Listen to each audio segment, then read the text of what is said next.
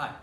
So, Act 2 of Hamlet, which I title Spies and Spying, is only made up of two scenes. The first scene is basically Ophelia being affrighted, and the second scene is this endless scene that goes on forever.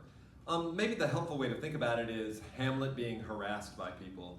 Hamlet is often standing in the center stage, and people approach him. Polonius will be the first that he sort of is harassed by and then harasses back. Rosencrantz and Guildenstern harass Hamlet, and then the actors come, and they don't harass Hamlet, but they're the third interaction. Hamlet's on stage sort of just absorbing all of these pressures. And we're going to divide scene 2, which is a very long scene, into two parts. And so today we're going to focus on part 1, which is following up immediately on scene 1, which ended with Polonius telling Ophelia that he's going to go to the king and queen and explain to them that he has found the very cause of Hamlet's lunacy, which he believes to be thwarted love.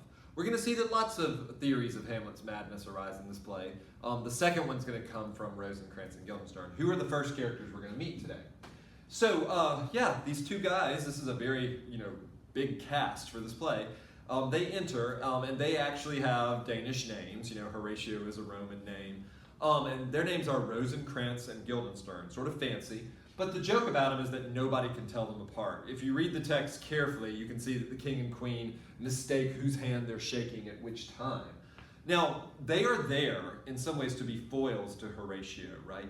Horatio is Hamlet's true and loyal friend, and Rosencrantz and Guildenstern are going to be fake friends. And there's going to be two of them so that they can kind of be Tweedledee and Tweedledum and always be on Hamlet's sides, pressuring him. But it's easy to villainize them and to make them false guys. But I'm going to try to complicate them a little bit. They are basically called in by the king and queen because the king and queen are concerned about Hamlet's madness. And so they want to help the king and queen, but they also don't really have a choice. They're forced to obey it. The king and queen basically want them to do two things. They want, for Rosencrantz and Guildenstern, to draw Hamlet onto pleasures, cheer him up, and to glean what afflicts him, to try to diagnose him. And they will receive, if they do a good job, such thanks as fits a king's remembrance. And what does that mean? That means money. So they're being paid, and they have an ulterior motive. Now, this can make them slimy spies, but they're also very, very bad at this. And so there's a way of reading them in which they're kind of pitiable guys who get caught up in these big wheels, and we'll see what their ultimate fate is.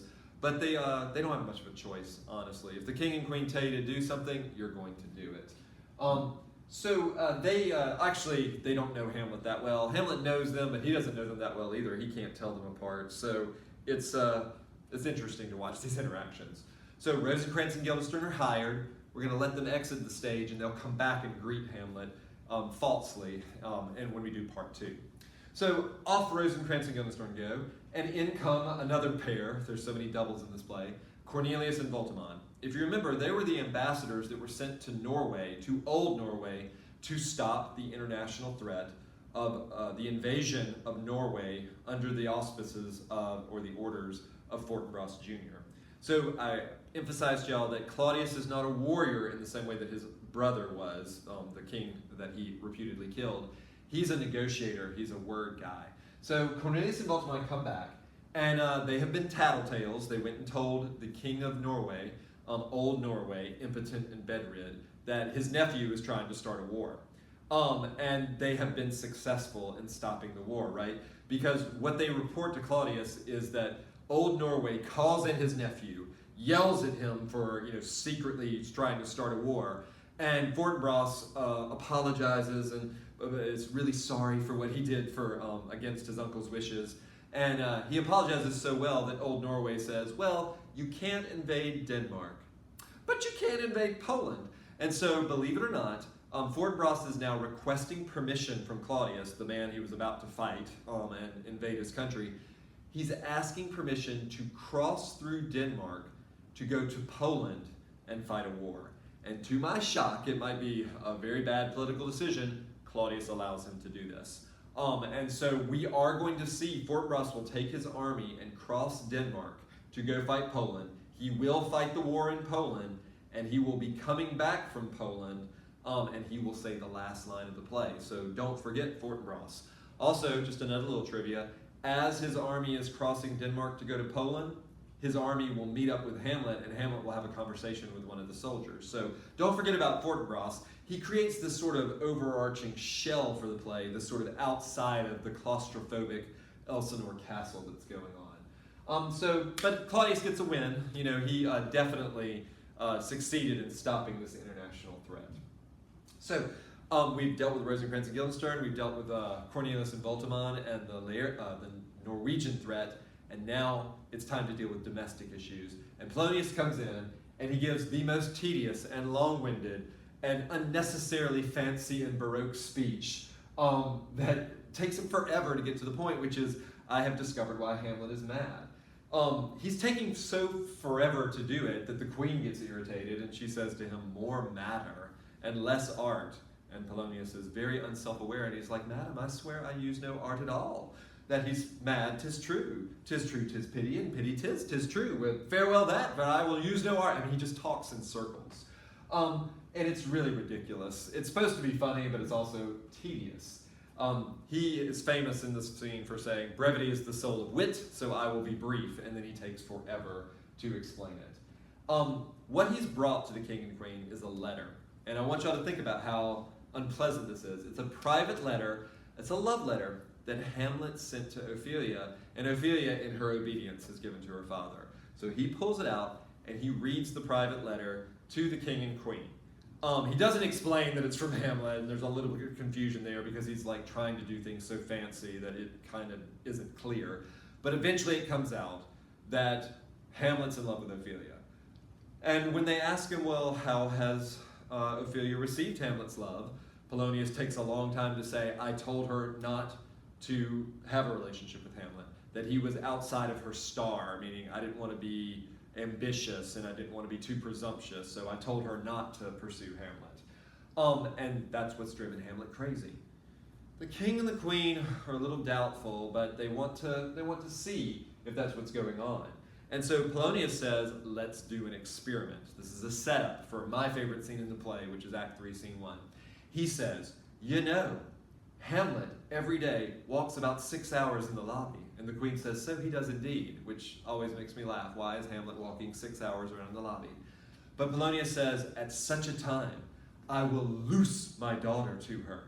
Now, this is an image of like releasing cattle or pigs. It's like he's going to raise up the gate and release the kraken. They're going to let Ophelia come into the lobby, and they're all going to hide behind a curtain and watch and see if Ophelia is indeed the catalyst for Hamlet's madness. I want you to see that Polonius is totally fine with using his daughter in what I call a chemistry experiment for political purposes, you know, with no thought of like, does Ophelia really want to be like a little part of an experiment?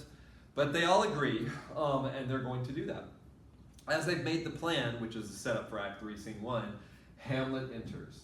And when he does, we finally not just get to hear Hamlet's reported madness, like we did from Ophelia in Scene 1, we get to see Hamlet be mad. And every actor does it different. You know, you'll have to look at different performance to see how does Hamlet convey that I am crazy. Polonius, though, you know, is so full of himself and so sure of his theory of Hamlet's madness that he says, oh, let me talk to him. So we get a very hilarious scene in which Hamlet behaves badly for Polonius, critiquing him. He critiques him for being a liar. He talks a lot about honesty. He critiques him for being old, which is not fair, but he's using whatever weapon he has. And Hamlet talks a lot about diseases, dead dogs and maggots, and dishonesty and things like that. And he even like implies very strongly about breeding with his daughter. You know, has sort of veiled clues toward it. And this is where Polonius says his favorite line that, you know, one of people's favorite lines is, though there be madness, there is method in it. Meaning there's something true about what Hamlet's saying. And Polonius is right. He's not always crazy and wrong. He is recognizing that Hamlet will say lines that seem crazy, but usually have a double meaning, and that double meaning has usually some sort of biting critique that's going on. But Hamlet does the part. He kind of likes Polonius being on the wrong trail. You know, it is not Ophelia's denial that's driven Hamlet mad. Hamlet actually isn't mad. You know, the moment the scene is over with Polonius, Polonius leaves and Hamlet says, "These tedious old fools," commenting that everything that he's just done for Polonius has been a great act. So I hope y'all will see some performances of it where you can see delivery of lines like words, words, words, and accept my life, accept my life, accept my life. These are always really choice moments in the play. Hamlet is pretending to be crazy, and everything he did for Polonius was performance. As Polonius leaves, Rosencrantz and Guildenstern walk up, and they walk up to Hamlet happy and doing what I call glad handing, sort of laying it on thick. "My honored lord, my most dear lord," and they're trying to win Hamlet over and continue to do the job that they've been given, which is to glean what afflicts him and to draw him on to pleasures. And that will be part 2 of scene 2 of Act 2.